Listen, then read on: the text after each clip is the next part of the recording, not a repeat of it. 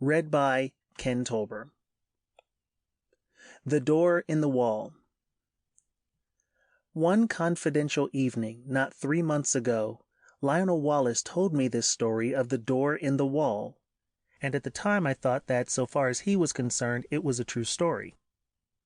He told it me with such a direct simplicity of conviction that I could not do otherwise than believe in him. But in the morning, in my own flat, I woke to a different atmosphere, and as I lay in bed and recalled the things he had told me, stripped of the glamour of his earnest, slow voice, denuded of the focused, shaded table light, the shadowy atmosphere that wrapped about him and the pleasant, bright things, the dessert and glasses and napery of the dinner we had shared, making them for the time a bright little world quite cut off from everyday realities, I saw it all as frankly incredible. He was mystifying, I said, and then how well he did it. It isn't quite the thing I should have expected him, of all people, to do well. Afterwards, as I sat up in bed and sipped my morning tea, I found myself trying to account for the flavor of reality that perplexed me in his impossible reminiscences. By supposing they did in some way suggest, present, convey, I hardly know which word to use, experiences it was otherwise impossible to tell. Well, I don't resort to that explanation now. I have got over my intervening doubts. I believe now, as I believed at the moment of telling, that Wallace did to the very best of his ability strip the truth of his secret from me. But whether he himself saw, or only thought he saw, whether he himself was the possessor of an inestimable privilege, or the victim of a fantastic dream, I cannot pretend to guess. Even the facts of his death, which ended my doubts forever, throw no light on that. That much the reader must judge for himself. I forget now what chance comment or criticism of mine moved so reticent a man to confide in me. He was, I think, defending himself against an imputation of slackness and unreliability I had made in relation to a great public movement in which he had disappointed me. But he plunged suddenly. "I have," he said, "a preoccupation." "I know," he went on, after a pause that he devoted to the study of his cigar ash. "I have been negligent. The fact is, it isn't a case of ghosts or apparitions, but it's an odd thing to tell of, Redmond. I am haunted. I'm haunted by something that rather takes the light out of things, that fills me with longings." He paused, checked by that English shyness that so often overcomes us when we would speak of moving or grave or beautiful things. "You were at St. Athelstan's all through," he said, "and for a moment that seemed to me quite irrelevant." "Well," and he paused. Then very haltingly at first, but afterwards more easily, he began to tell of the thing that was hidden in his life, the haunting memory of a beauty and a happiness that filled his heart with insatiable longings that made all the interests and spectacle of worldly life seem dull and tedious and vain to him.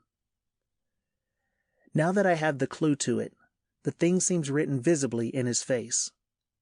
I have a photograph in which that look of detachment has been caught and intensified. It reminds me of what a woman once said of him, a woman who had loved him greatly. "Suddenly," she said, "the interest goes out of him. He forgets you. He doesn't care a rap for you. Under his very nose." Yet the interest was not always out of him, and when he was holding his attention to a thing, Wallace could contrive to be an extremely successful man.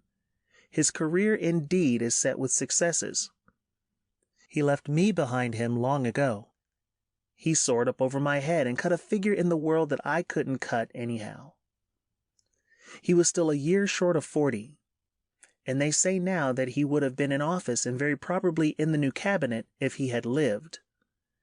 At school he always beat me without effort, as it were by nature. We were at school together at St. Athelstan's College in West Kensington for almost all our school time. He came into the school as my co-equal, but he left far above me, in a blaze of scholarships and brilliant performance. Yet I think I made a fair average running. And it was at school I heard first of the door in the wall, that I was to hear of a second time only a month before his death. To him, at least, the door in the wall was a real door leading through a real wall to immortal realities. Of that I am now quite assured. And it came into his life early, when he was a little fellow between 5 and 6. I remember how, as he sat making his confession to me with a slow gravity, he reasoned and reckoned the date of it. There was, he said, a crimson Virginia creeper in it, all one bright uniform crimson in a clear amber sunshine against a white wall. That came into the impression somehow, though I don't clearly remember how, and there were horse chestnut leaves upon the clean pavement outside the green door. They were blotched yellow and green, not brown nor dirty, so that they must have been new fallen. I take it that means October. I look out for horse chestnut leaves every year, and I ought to know. If I'm right in that, I was about 5 years and 4 months old. He was, he said, rather a precocious little boy. He learned to talk at an abnormally early age, and he was so sane and old-fashioned, as people say, that he was permitted an amount of initiative that most children scarcely attain by 7 or 8. His mother died when he was born, and he was under the less vigilant and authoritative care of a nursery governess. His father was a stern, preoccupied lawyer, who gave him little attention and expected great things of him. For all his brightness, he found life a little gray and dull, I think, and one day he wandered. He could not recall the particular neglect that enabled him to get away, nor the course he took among the West Kensington roads. All that had faded among the incurable blurs of memory. But the white wall and the green door stood out quite distinctly. As his memory of that remote childish experience ran, he did at the very first sight of that door experience a peculiar emotion, an attraction, a desire to get to the door and open it and walk in. And at the same time he had the clearest conviction that either it was unwise or it was wrong of him, he could not tell which, to yield to this attraction. He insisted upon it as a curious thing that he knew from the very beginning, unless memory has played him the queerest trick, that the door was unfastened, and that he could go in as he chose. I seemed to see the figure of that little boy drawn and repelled. And it was very clear in his mind, too, though why it should be so was never explained, that his father would be very angry if he went through that door. Wallace described all these moments of hesitation to me with the utmost particularity. He went right past the door, and then, with his hands in his pockets, and making an infantile attempt to whistle, strolled right along beyond the end of the wall. There he recalls a number of mean, dirty shops, and particularly that of a plumber and a decorator with a dusty disorder of earthenware pipes, sheet-lead ball taps, pattern books of wallpaper, and tins of enamel. He stood pretending to examine these things, and coveting, passionately desiring, the green door. Then he said he had a gust of emotion. He made a run for it.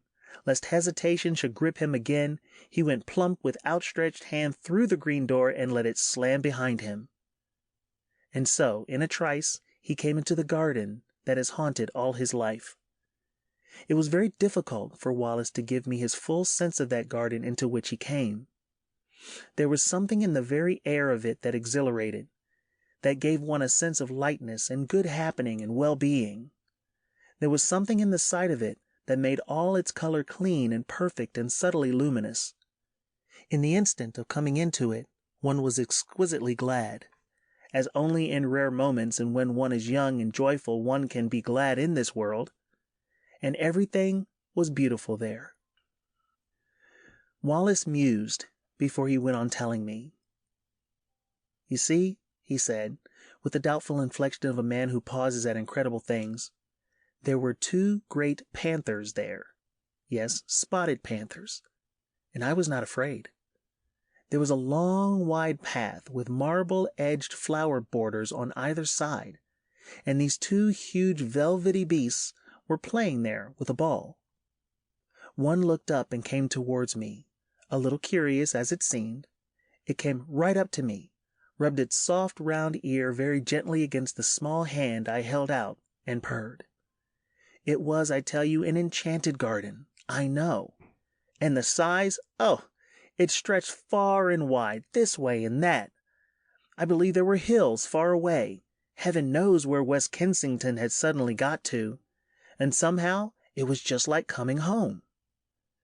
You know, in the very moment the door swung to behind me, I forgot the road, with its fallen chestnut leaves, its cabs and tradesmen's carts.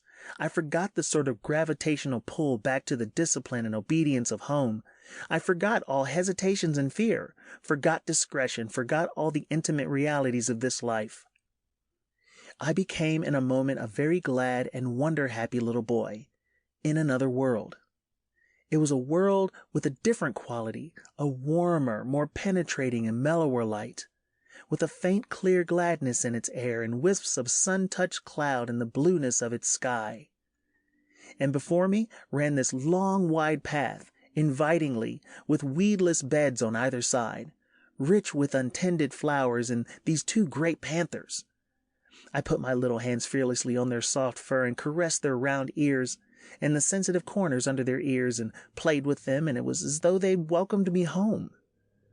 There was a keen sense of homecoming in my mind, and when presently a tall, fair girl appeared in the pathway and came to me smiling and said, well, to me, and lifted me and kissed me and put me down and led me by the hand, there was no amazement, but only an impression of delightful rightness, of being reminded of happy things that had in some strange way been overlooked.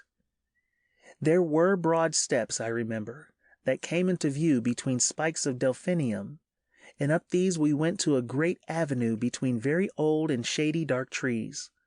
All down this avenue, you know, between the red chapped stems were marble seats of honor and statuary, and very tame and friendly white doves. And along this avenue my girl friend led me, looking down. I recall the pleasant lines, the finely modeled chin of her sweet, kind face, asking me questions in a soft, agreeable voice, and telling me things, pleasant things, I know, though what they were I was never able to recall. And presently a little capuchin monkey, very clean, with a fur of ruddy brown and kindly hazel eyes, came down a tree to us and ran beside me, looking up at me and grinning, and presently leapt to my shoulder. So we went on our way in great happiness. He paused. Go on, I said. I remember little things.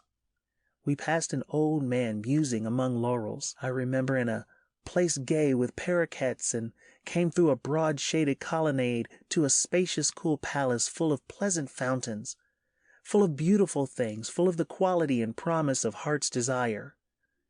And there were many things and many people, some that still seem to stand out clearly and some that are a little vague, but all these people were beautiful and kind. In some way, I don't know how, it was conveyed to me that they were all kind to me, glad to have me there, and filling me with gladness by their gestures, by the touch of their hands, by the welcome and love in their eyes. Yes. He mused for a while. Playmates I found there. That was very much to me because I was a lonely little boy. They played delightful games in a grass-covered court where there was a sundial set about with flowers, and as one played, one loved. But it's odd. There's a gap in my memory. I don't remember the games we played. I never remembered. Afterwards, as a child, I spent long hours trying, even with tears, to recall the form of that happiness. I wanted to play it all over again, in my nursery, by myself. No. All I remember is the happiness and two dear playfellows who were most with me. Then presently came a somber, dark woman, with a grave, pale face and dreamy eyes, a somber woman wearing a soft, long robe of pale purple, who carried a book, and beckoned, and took me aside with her into a gallery above a hall. Though my playmates were loath to have me go, and ceased their game and stood watching as I was carried away. "Come back to us," they cried. "Come back to us soon." I looked up at her face, but she heeded them not at all. Her face was very gentle and grave. She took me to a seat in the gallery, and I stood beside her, ready to look at her book as she opened it upon her knee. The pages fell open. She pointed, and I looked, marveling, for in the living pages of that book I saw myself. It was a story about myself, and in it were all the things that had happened to me since ever I was born. It was wonderful to me because the pages of that book were not pictures, you understand, but realities. Wallace paused gravely, looked at me doubtfully. "Go on," I said. "I understand." They were realities. Yes, they must have been. People moved and things came and went in them. My dear mother, whom I had near forgotten, then my father, stern and upright, the servants, the nursery, all the familiar things of home. Then the front door, and the busy streets, with traffic to and fro. I looked and marveled, and looked half-doubtedly again into the woman's face and turned the pages over, skipping this and that, to see more of this book, and more, and so at last I came to myself, hovering and hesitating outside the green door in the long white wall, and felt again the conflict and the fear. "And next?" I cried, and would have turned on, but the cool hand of the grave woman delayed me. "Next?" I insisted, and struggled gently with her hand, pulling up her fingers with all my childish strength, and as she yielded, and the page came over, she bit down upon me like a shadow and kissed my brow. But the page did not show the enchanted garden, nor the panthers, nor the girl who had led me by the hand, nor the playfellows who had been so loath to let me go. It showed a long gray street in West Kensington on that chill hour of afternoon before the lamps are lit, and I was there, a wretched little figure, weeping aloud for all that I could do to restrain myself, and I was weeping because I could not return to my dear playfellows who had called after me, "Come back to us! Come back to us soon!" I was there. This was no page in a book, but harsh reality. That enchanted place in the restraining hand of the grave mother at whose knee I stood had gone. Whither had they gone? He halted again, and remained for a time staring into the fire. "Oh, the wretchedness of that return," he murmured. "Well?" I said after a minute or so. Poor little wretch I was, brought back to this gray world again. As I realized the fullness of what had happened to me, I gave way to quite ungovernable grief, and the shame and humiliation of that public weeping and my disgraceful homecoming remain with me still. I see again the benevolent-looking old gentleman in gold spectacles who stopped and spoke to me, prodding me first with his umbrella. "Poor little chap," he said. "It are you lost then? And me a London boy of 5 and more? And he must needs bring in a kindly young policeman and make a crowd of me and so march me home." Sobbing, conspicuous and frightened, I came from the enchanted garden to the steps of my father's house. That is as well as I can remember my vision of that garden, the garden that haunts me still. Of course, I can convey nothing of that indescribable quality of translucent unreality, that difference from the common things of experience that hung about it all. But that is what happened. If it was a dream, I'm sure it was a daytime and altogether extraordinary dream. Naturally, there followed a terrible questioning by my aunt, my father, the nurse, the governess, everyone. I tried to tell them, and my father gave me my first thrashing for telling lies. When afterwards I tried to tell my aunt, she punished me again for my wicked persistence. Then, as I said, everyone was forbidden to listen to me, to hear a word about it. Even my fairy tale books were taken away from me for a time because I was too imaginative. Yes, they did that. My father belonged to the old school, and my story was driven back upon myself. I whispered it to my pillow that was often damp and salt to my whispering lips and childish tears. And I added always to my official and less fervent prayers this one heartfelt request: please, God, I may dream of the garden. Oh, take me back to my garden. Take me back to my garden. I dreamt often of the garden. I may have added to it, I may have changed it, I do not know. All this, you understand, is an attempt to reconstruct from fragmentary memories a very early experience. Between that and the other consecutive memories of my boyhood, there's a gulf. A time came when it seemed impossible I should ever speak of that wonder glimpse again. I asked an obvious question. No, he said. I don't remember that I ever attempted to find my way back to the garden in those early years. This seems odd to me now, but I think that very probably a closer watch was kept on my movements after this misadventure to prevent my going astray. No, it wasn't until you knew me that I tried for the garden again, and I believe there was a period, incredible as it seems now, when I forgot the garden altogether. When I was about 8 or 9, it may have been. Do you remember me as a kid at St. Athelstan's? Rather.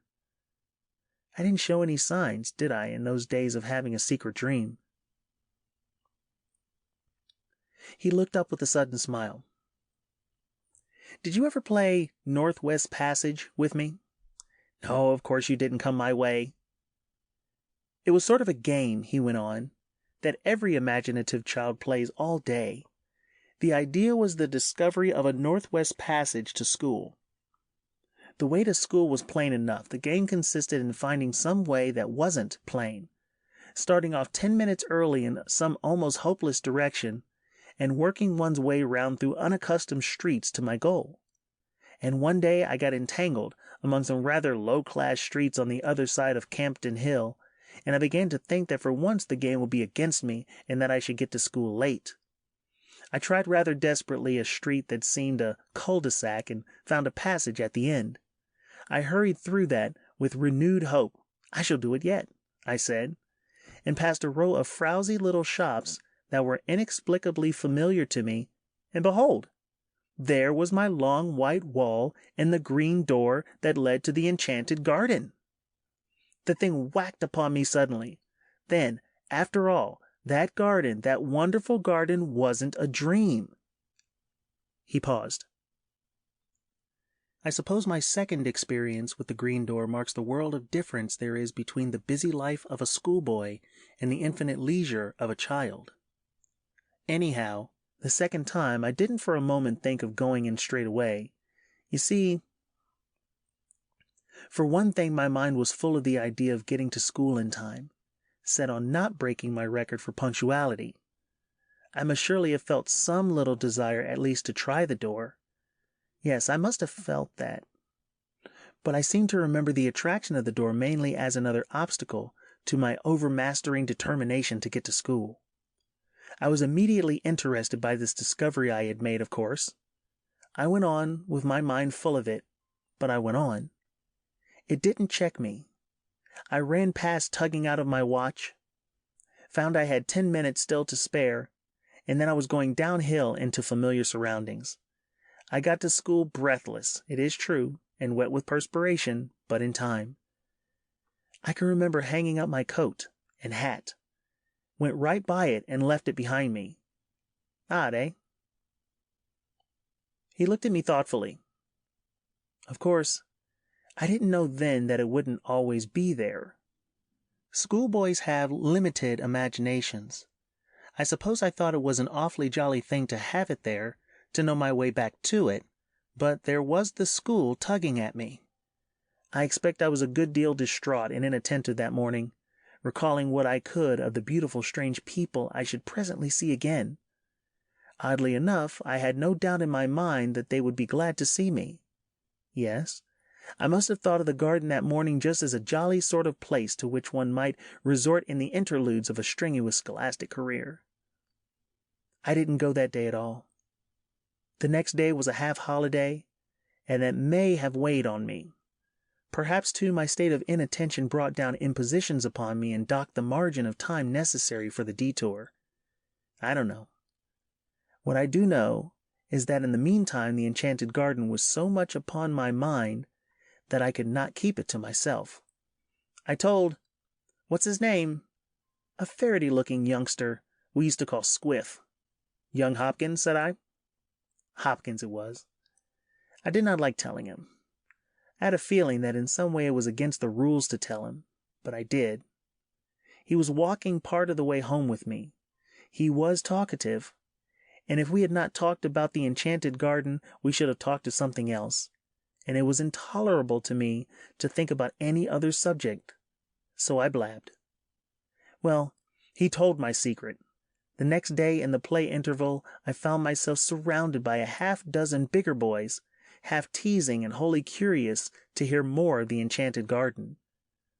There was that big Fawcett, you remember him?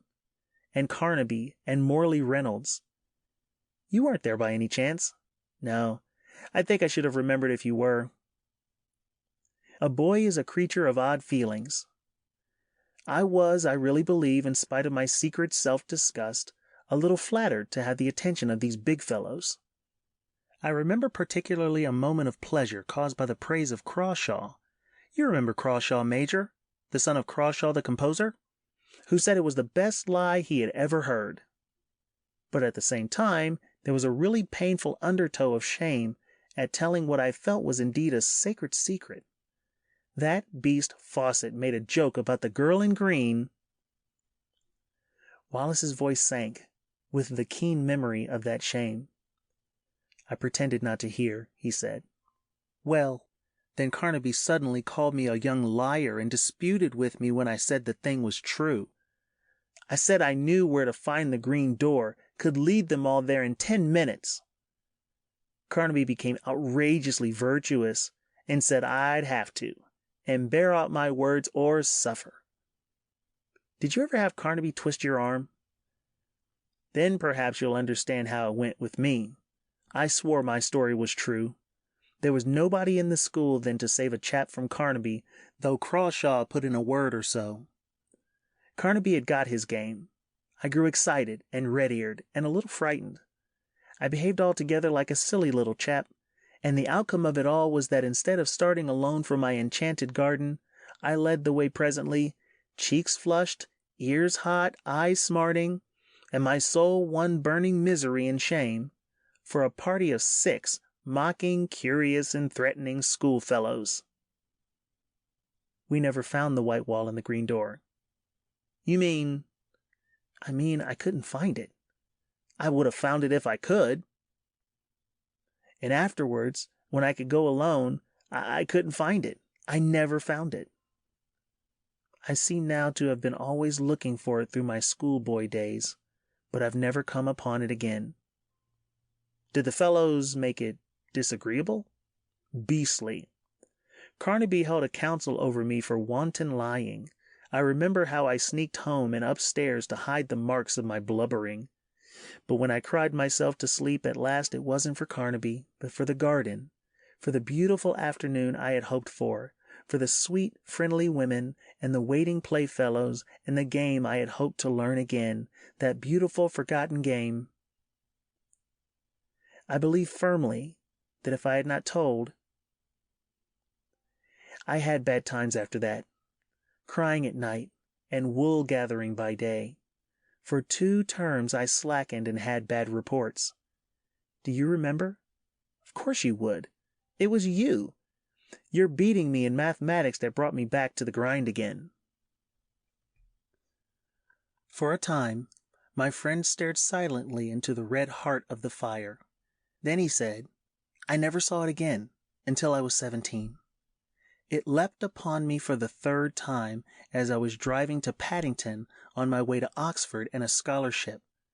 I had just one momentary glimpse. I was leaning over the apron of my hansom, smoking a cigarette, and no doubt thinking myself no end of a man of the world, and suddenly there was the door, the wall, the dear sense of unforgettable and still attainable things. We clattered by. I too taken by surprise to stop my cab until we were well past and round a corner. Then I had a queer moment, a double and divergent movement of my will. I tapped the little door in the roof of the cab and brought my arm down to pull out my watch. "Yes, sir," said the cabman smartly. Well, it's nothing," I cried. "My mistake. We haven't much time. Go on." And he went on. I got my scholarship. And the night after I was told of that, I sat over my fire in my little upper room, my study in my father's house, with his praise, his rare praise, and his sound counsels ringing in my ears. And I smoked my favorite pipe, the formidable bulldog of adolescence, and thought of that door in the long white wall. If I had stopped, I thought, I should have missed my scholarship. I should have missed Oxford, muddled all the fine career before me. I began to see things better. I fell musing deeply, but I did not doubt then this career of mine was a thing that merited sacrifice. Those dear friends in that clear atmosphere seemed very sweet to me, very fine, but remote. My grip was fixing now upon the world. I saw another door opening, the door of my career. He stared again into the fire, its red lights picking out a stubborn strength in his face for just one flickering moment, and then it vanished again. "Well," he said inside, "I have served that career. I have done much work, much hard work. But I have dreamt of the enchanted garden 1,000 times, and seen its door, or at least glimpsed its door, 4 times since then. Yes, 4 times. For a while this world was so bright and interesting, seemed so full of meaning and opportunity, that the half-effaced charm of the garden was by comparison gentle and remote. Who wants to pat panthers on the way to dinner with pretty women and distinguished men? I came down to London from Oxford, a man of bold promise that I have done something to redeem, something, and yet there have been disappointments. Twice I have been in love. I will not dwell on that. But once, as I went to someone who, I know, doubted whether I dared to come, I took a short-cut, at a venture through an unfrequented road near Earl's Court, and so happened on a white wall with a familiar green door. "Odd," said I to myself, "but I thought this place was on Campden Hill. It's the place I never could find somehow, like counting Stonehenge, the place of that queer daydream of mine." And I went by it intent upon my purpose. It had no appeal to me that afternoon. I had just a moment's impulse to try the door. 3 steps aside were needed at the most, though I was sure enough in my heart that it would open to me. And then I thought that doing so might delay me on the way to that appointment in which I thought my honor was involved. Afterwards I was sorry for my punctuality. I might at least have peeped in, I thought, and waved a hand to those panthers, but I knew enough by this time not to seek again belatedly that which is not found by seeking. Yes, that time made me very sorry. Years of hard work after that, and never a sight of the door. It's only recently it has come back to me. With it there has come a sense as though some thin tarnish had spread itself over my world. I began to think of it as a sorrowful and bitter thing that I should never see that door again. Perhaps I was suffering a little from overwork. Perhaps it was what had been spoken of as the feeling of 40. I don't know. But certainly the keen brightness that makes effort easy has gone out of things recently. And that just at a time with all these new political developments, when I ought to be working. Odd, isn't it? But I do begin to find life toilsome. Its rewards, as I come near them, cheap. I began a little while ago to want the garden quite badly. Yes, and I've seen it 3 times. The garden?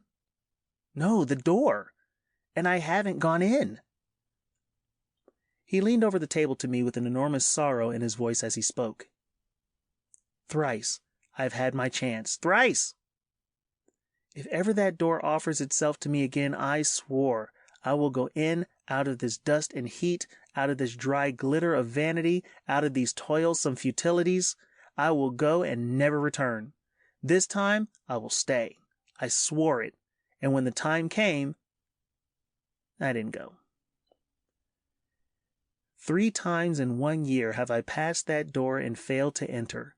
3 times in the last year.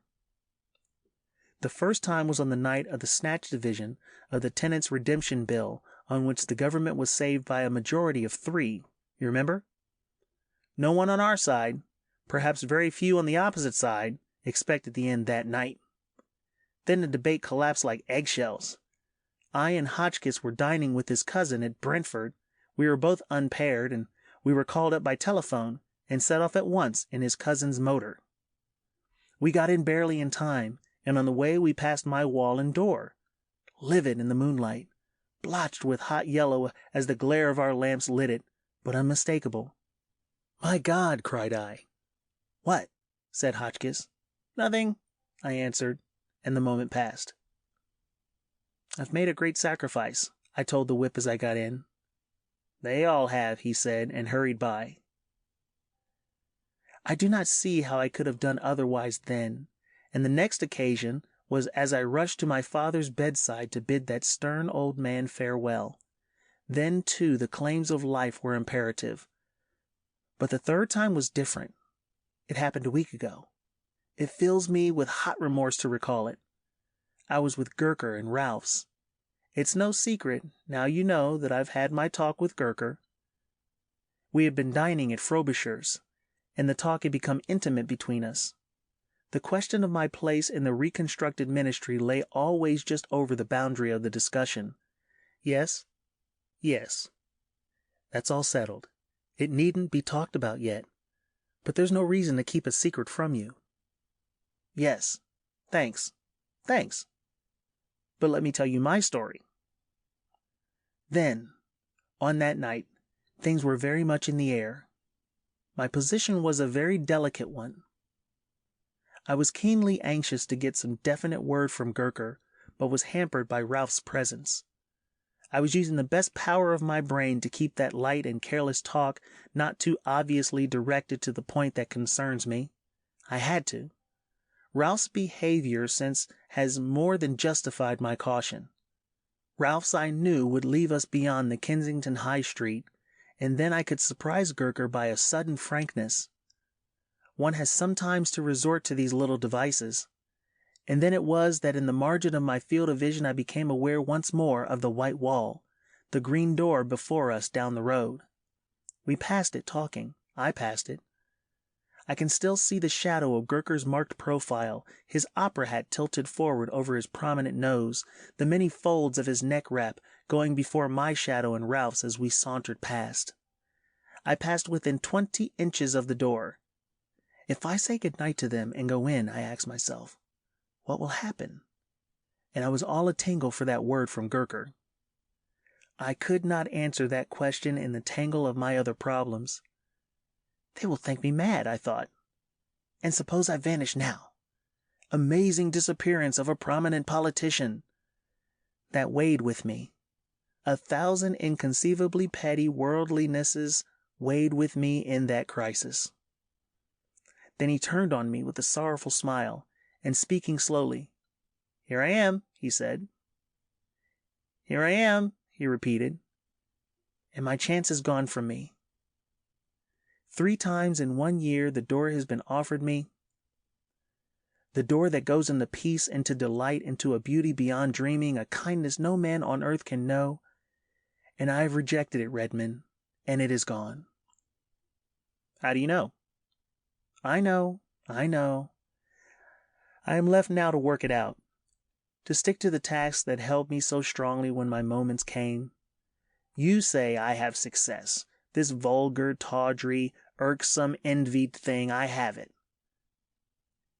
He had a walnut in his big hand. "If that was my success," he said, and crushed it, and held it out for me to see. "Let me tell you something, Redmond. This loss is destroying me.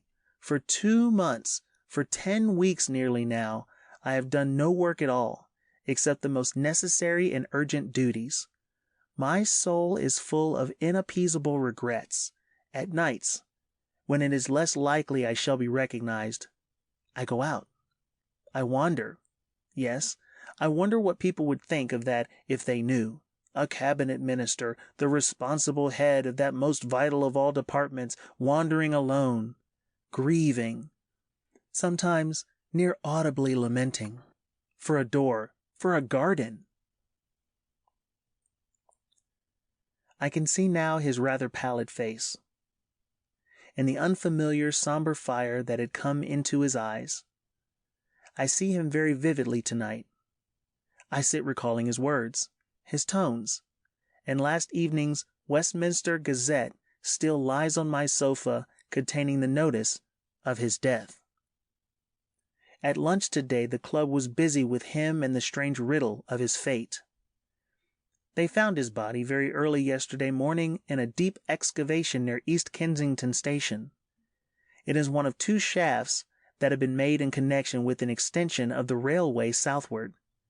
It is protected from the intrusion of the public by a hoarding upon the high road, in which a small doorway has been cut for the convenience of some of the workmen who live in that direction. The doorway was left unfastened through a misunderstanding between 2 gangers, and through it he made his way. My mind is darkened with questions and riddles. It would seem he walked all the way from the house that night. He has frequently walked home during the past session. And so it is I figure his dark form coming along the late and empty streets, wrapped up, intent.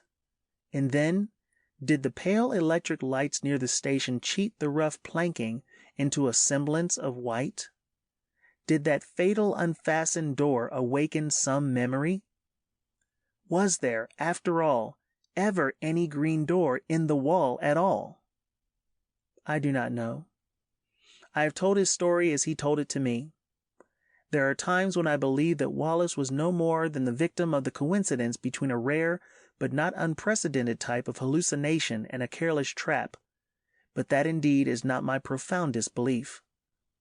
You may think me superstitious if you will, and foolish, but indeed I am more than half convinced that he had in truth an abnormal gift and a sense, something I know not what, that in the guise of wall and door offered him an outlet, a secret and peculiar passage of escape into another and altogether more beautiful world. At any rate, you will say, it betrayed him in the end. But did it betray him? There you touch the inmost mystery of these dreamers, these men of vision and the imagination. We see our world fair and common, the hoarding and the pit. By our daylight standard, he walked out of security into darkness, danger, and death.